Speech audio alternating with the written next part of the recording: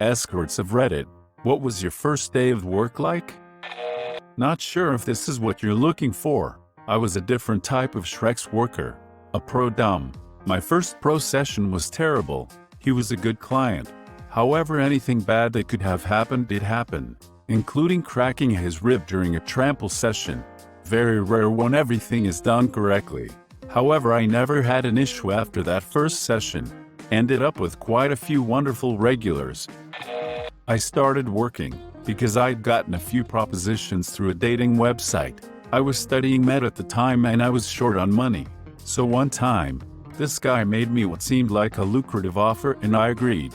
I didn't know how any of it worked, so I told a friend I was going out and to call or text me in an hour's time. We initially met in a park at night, sat in his very nice car, had a bit of a flirty chat, then made an appointment. He said he was 58 years old, but I think he was about 15-20 years older than that. A week or two later, I drove over to his apartment. I was petrified, but I needed the money, so I rang the doorbell. It was a lovely apartment, and he paid up front. He was nice enough. He asked me to do some things that I didn't want to do.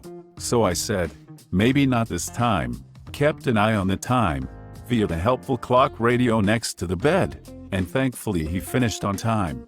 Had a shower, bit of a chat afterwards, and then he kissed me goodbye on the cheek. I think the fact that I said no to rooming annoyed him a little, but he texted later and asked if I would like to do a threesome with another working girl. Things proceeded from there.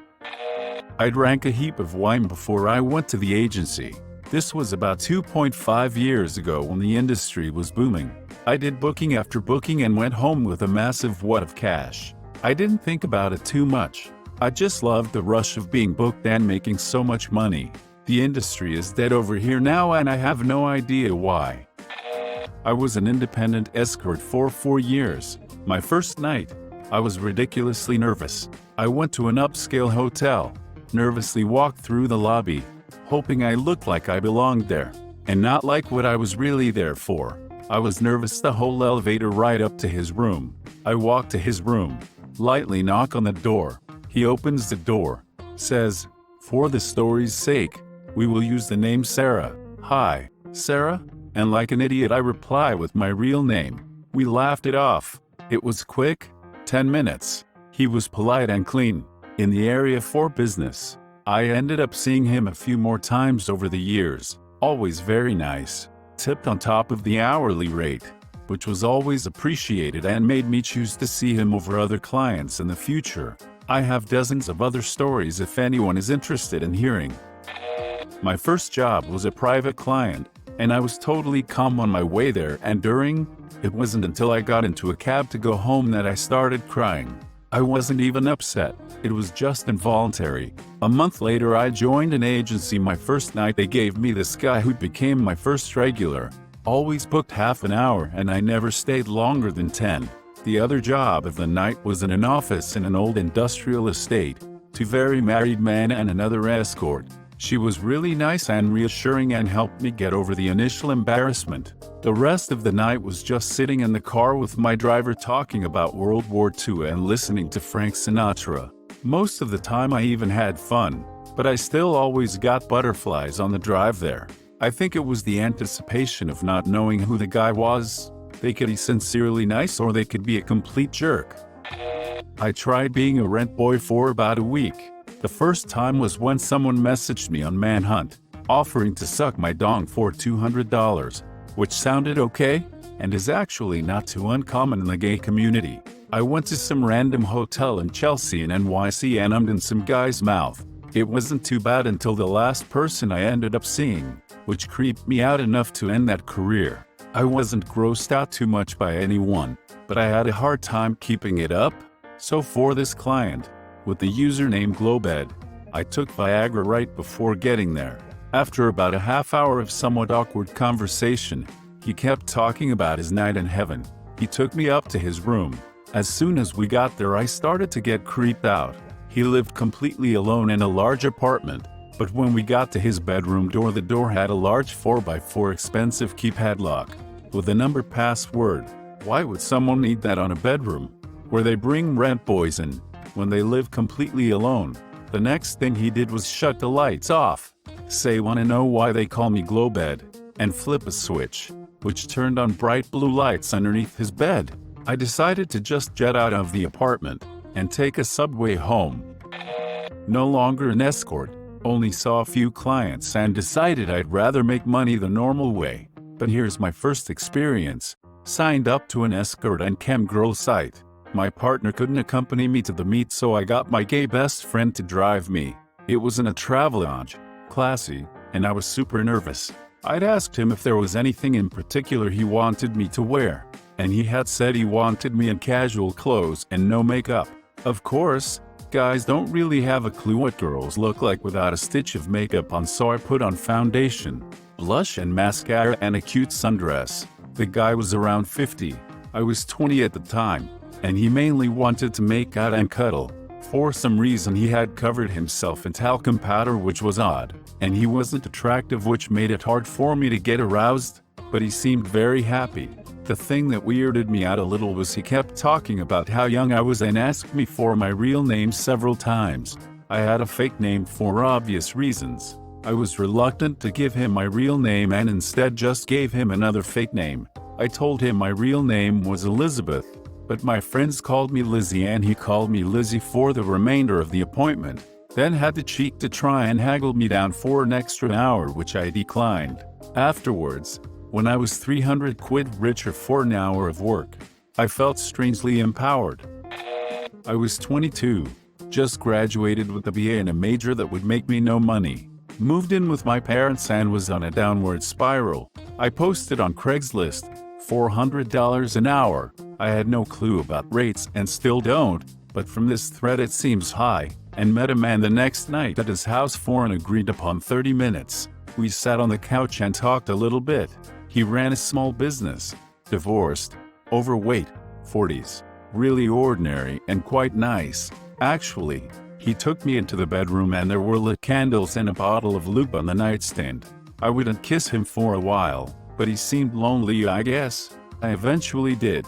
Stupid, probably. He put a condom on and I blew him for a while, but he didn't stay hard consistently.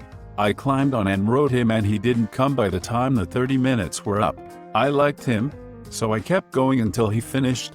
Maybe another 20 minutes. I didn't charge him for the extra. I didn't enjoy it as much as I would with a regular partner, but it wasn't bad. After we finished he thanked me and we hugged. He suggested that next time he make a spaghetti dinner and we could eat and get to know each other. It wasn't as bad as I had expected, and I wasn't traumatized, but I never did it again. I'm not sure why. He texted me several times after and eventually I told him I'd moved. Sorry for the stilted writing.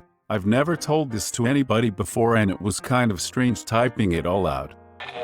Question: is it implied that an escort will sleep with you? Is that what you're paying for? I don't remember. I don't remember much about the entire 6 or so years I did it. The whole reason I got into working as a call girl was because I have a traumatic brain injury that causes memory loss and dissociative episodes, and I wasn't receiving treatment for it at the time. Every day, all my life up until recently, has been a struggle to appear normal. There's only one job where you are only required to appear normal for 1 or 2 hours a day, and that's an escort service. My ex-FWB girlfriend is an escort and she got into it accidentally. She was an art student, so agreed to model for a photographer. After a while, he offered to pay her more if she tripped. Since she's been drinking to get over the nervousness of modeling, she thought, meh, why the frick not? Then he started making moves on her and she went, stop, you're not paying me for that. He thought she meant she wants to get paid for Shreks and made a crazy huge offer. She took it, had fun, and became an escort full-time. I know she gets paid a lot, because one of her clients wanted to meet me. Unfortunately, she talks about me to her clients since at one point we were in a serious 3-way polyamorous relationship, and offered to pay each girl close to $2,000. He was also in finance, so frick no. He was even trying to guess which bank I was working for, and it turns out he's done a brief stint in the bank I was in. It's a big bank, so it's very common. I already have problems with sexual harassment while working in the bank, so I don't need more problems. And yes, he only wanted to watch. Apparently he got off from voyeurism. To all you escorts out there, thank you for doing what do you. While I have my act together in most areas of life and I am dating material, for reasons beyond me. I've had a horrible dry spell for the past 9 months and I've been suicidal because of this, and I decided to see escorts. It's nice to get laid. While this has damaged my self-esteem and probably hurt me long term, I don't feel like putting a gun to my head anymore. Throw away here. I've been an escort for a few years, mostly because it's the best option I have. My first time wasn't planned. I was 17 and working as a cashier at a convenience store. There was a customer who was very persistent with his offers. I ended up giving him a job in his car for $20. I don't regret it even though it was not a lot of money. I live in a poor neighborhood and money was money. I ended up doing more with the same guy over the next few weeks. Eventually I started escorting full-time. There weren't a lot of people with money around where I lived, so I started doing outcalls in the burbs. Mostly older white men, but there were some younger frat guys too. Most of my previous customers were black. I'm Hispanic with light skin, but the new customers were willing to pay a lot more. And before anyone asks, yes, there's a size difference. My black customers were generally more fit and varied in size, but the smallest was probably 6 inches. There were a lot of very small white customers, at least partially because of more fat around the waist. I don't do escorting anymore. I'm in a long-term relationship now, so hopefully all that is behind me.